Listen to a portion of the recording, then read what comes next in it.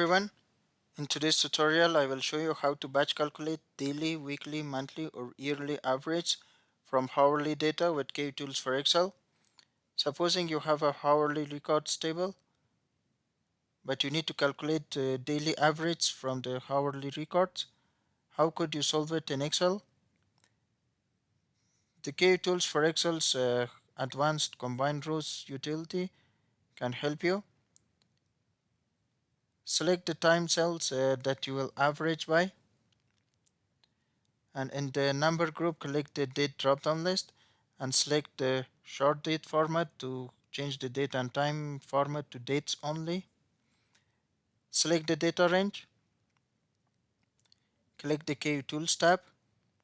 In the range and cells group click the merge and split drop down list and select the advanced combined rows.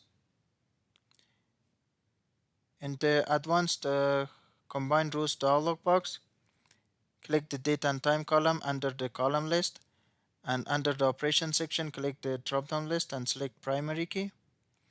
Next, click the amount column under the column section, and under the operation section click the drop down list and select average under the calculate field.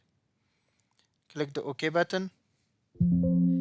Again click the OK button, and then the daily average are calculated at once, as you can see.